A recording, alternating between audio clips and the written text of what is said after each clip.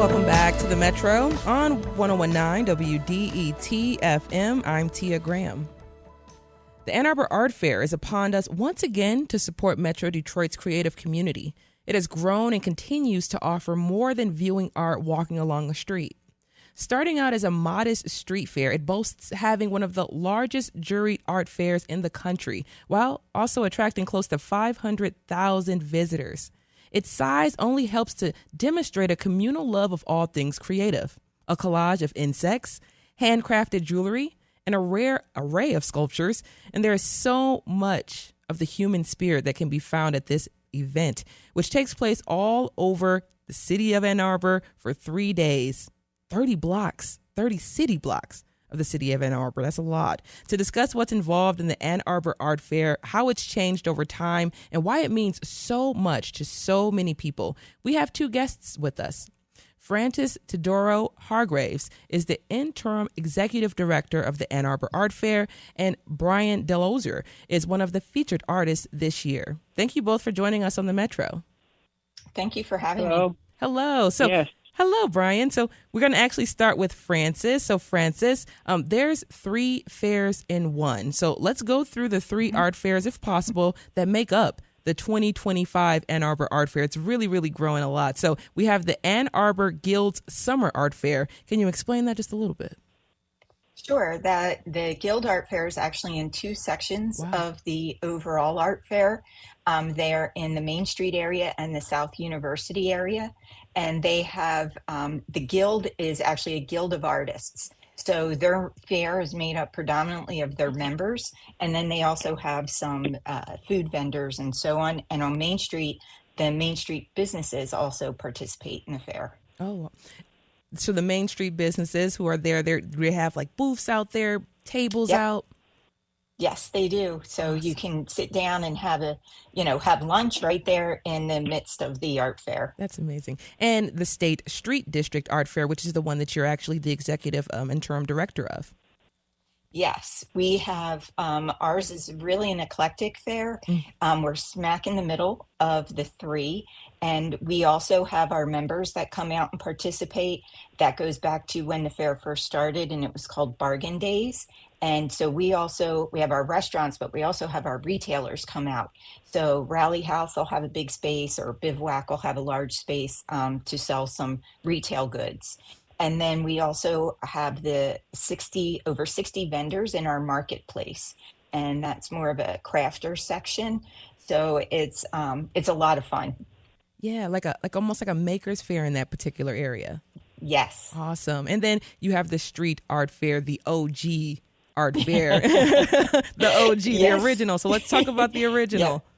So the original is the one that started it all. And they are very much known they're on the campus area, so on Ingalls Mall.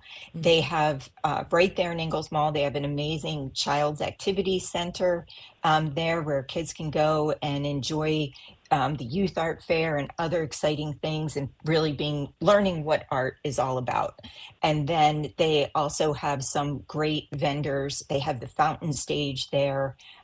So it's really a great place, and their art is always amazing.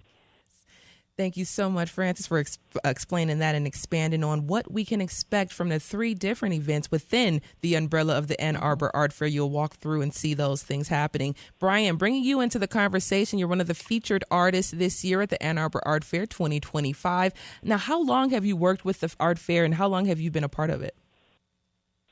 Last year was my first time participating in the art fair, and it was very eye-opening to just see. It's such an incredible event. It really, the 30 blocks and the hundreds of thousands of people, one of the biggest art fairs in the country, and just a very prestigious event. I've known about it for probably a decade. It just hasn't quite worked out participating, but last year I got to participate, and was absolutely blown away by the crowds, the people, the connections, the appreciation for the art, the way it's run. Like it's an incredible event, and so I was already really excited to get back this year. And earlier in the year, I heard the news that I was one of the featured artists. I'm the featured artist of the State Street section. So a really, really great opportunity probably one of the coolest opportunities I've ever had being an artist. Wow. So it's been a lot of planning in my head, and then just about last week we started to really like produce the inventory and get things moving to get ready and head out there in a few weeks. Now, when you experienced your first Ann Arbor Art Fair as a participant last year, and you said it was it was a lot, it was almost overwhelming. Can you talk about how you were able to prepare this year after understanding and going through that process last year? Yeah, actually, really cool that I got to experience it last year, so I kind of know a little bit what to expect. It starts at 9 or 10 in the morning, and really, as soon as it starts, it is just people from start to close, and I just love, that's my favorite thing, is being at events where it's that busy and that much stuff going on and that many interactions are happening. So being able to bring more art than I did last year, because I didn't bring enough art last year, so now that's a good problem to have, right, Brian? You didn't bring enough of your art. Yeah, so definitely bringing and over the years I've started to branch out a little bit into the more wearable stuff, and so it's going to be cool. Last year I didn't really get to bring much of the wearable stuff, but this year I'm going to bring a little bit more, and I'm very excited because most outdoor festivals I don't bring originals to, just because they take me so long, and that being out in the elements makes me nervous bringing them. But this year I'm bringing, I think it's something like 12 originals. And I'm bringing some of my biggest pieces I've made. So, most of them I've never even showed in public before. So it's just that special of an event. I'm like, okay, this is a good place to showcase some originals. And Brian, just sticking with you really quickly before we jump back to Francis. But Brian, you were just saying, like, you have pieces that you're going to show for the first time, to the public at the Ann Arbor Art Fair this year. What is it about the Ann Arbor Art Fair that makes you comfortable enough, I guess you can say, to share your art? Because, artists, you're sensitive about certain pieces, and certain pieces are only for you and your eyes. So talk about just expanding and bringing those pieces to the art fair.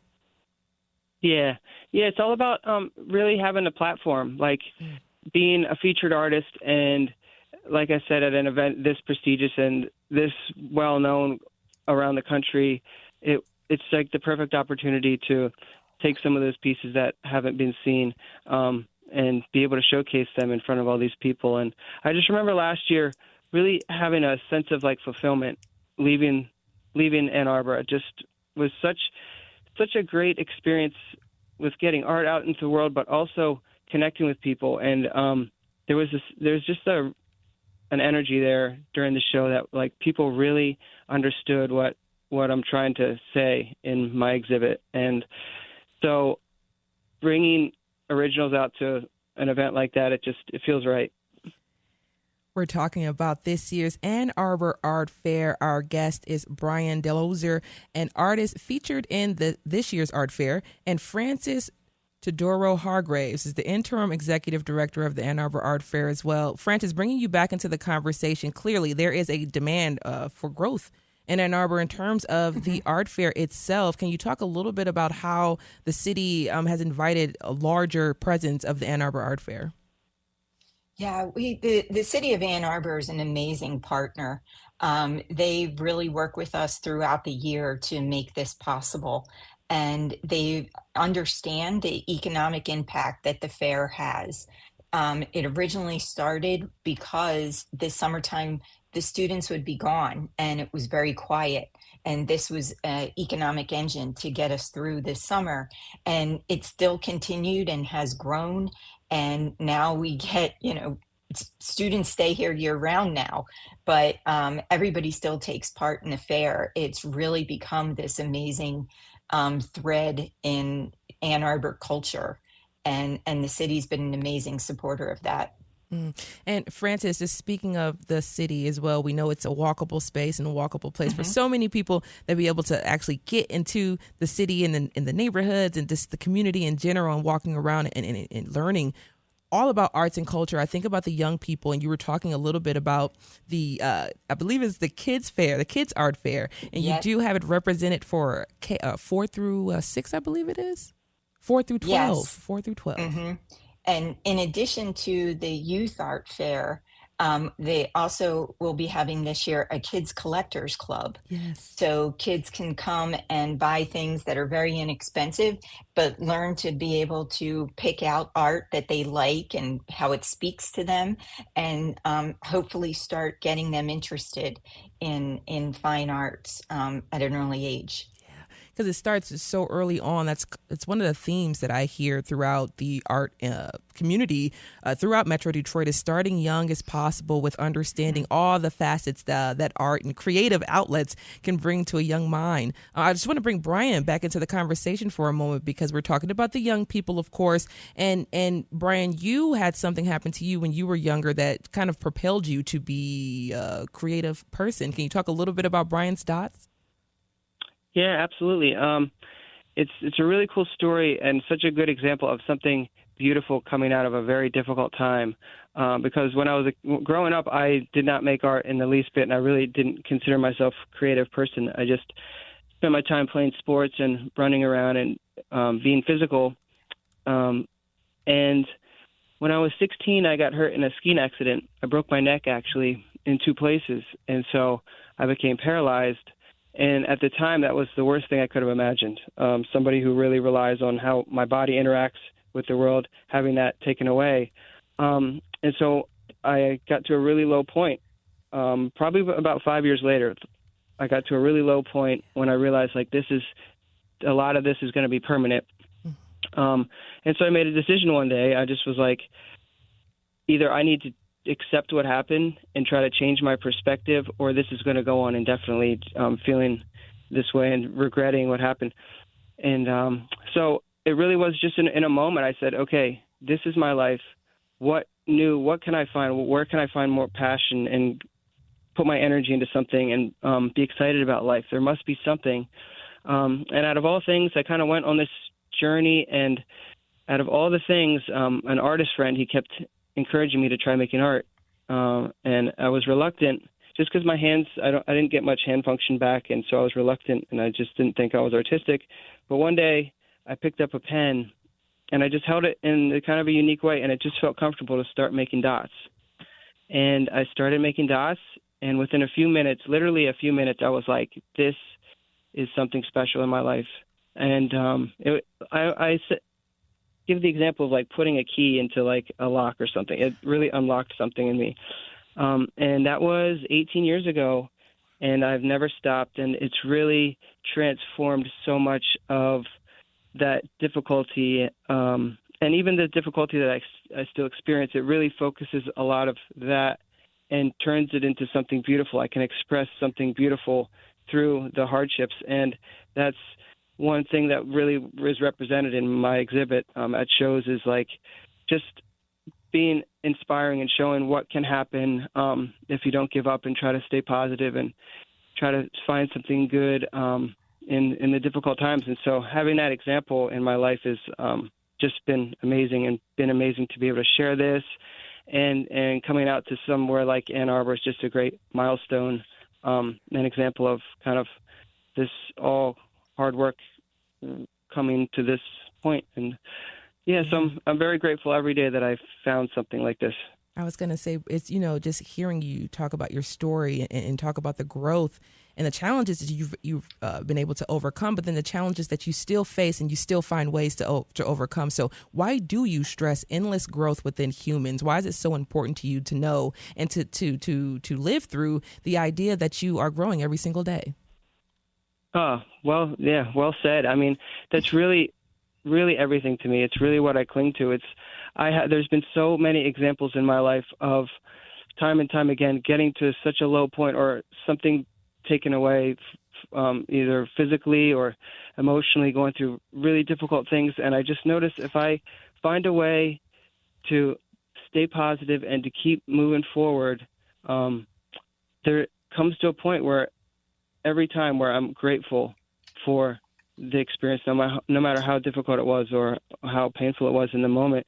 And so I just think us as humans, being able to embrace those challenges and head into them can build greater connection and build greater empathy. I mean, what I've gained, not just artistically, but as a person, the way that I think about life and the way I experience life and the way I connect with people and the empathy I've had toward people. And there's just using the art as an example, but there's times in the booth where we're sharing a hug with somebody that I just met 3 minutes ago, and we both connect on that deeper level of going through stuff and in a different type of way, but understanding like this life gets tough at times. It's inevitable, but there is so much beauty in what can come out of the toughness. And this is kind of like a finite example of the art for me. And it seems to connect with others as well, which is a really cool thing. What can happen if you just keep going? Man, I mean, I have so many takeaways from that. I mean, honestly, I think about just keep going. I think of Dory from Finding Nemo. Just keep going. You never know what's possible. Mm-hmm. Brian, I want to say thank you so much to both of you, actually. Brian Delosier is one of the featured artists in the Ann Arbor Art Festival 2025. Francis Tedoro Hargraves is the interim executive director of the Ann Arbor State Street District Art Fair. The Ann Arbor Art Fair is July 17th through July 19th, and it starts at 10 a.m. every single day. Thank you so much for joining us on the Metro, Brian, as well as Francis. Thank you both. Thank you. Oh, thank you. See you guys in a few weeks.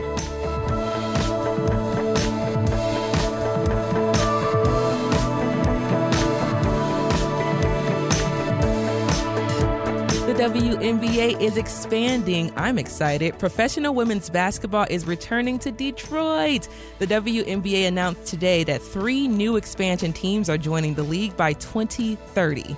Cleveland joins the league in 2028, followed by Detroit in 2029, and Philadelphia the season after. Detroit's WNBA team will play at Little Caesars Arena. The little heart that I have right now, the Detroit shot girl in me, is super excited about this expansion. As well, WDET has weathered many changes in government priorities, but we've always had one constant, and that's you, our listeners. And right now, with looming threats to federal funding, we're asking for your help. Let's build a stronger WDET together, and we're trying to get to 1,000 additional members to protect our future, actually. We're looking for 1,000 of you all. Join us at WDET.org/give and spread the word. Coming up, a comedian and pastor in Ferndale is using comedy to help people recover from drug addiction. We'll have a conversation with him up next on The Metro. You all stay right there. We'll be right back.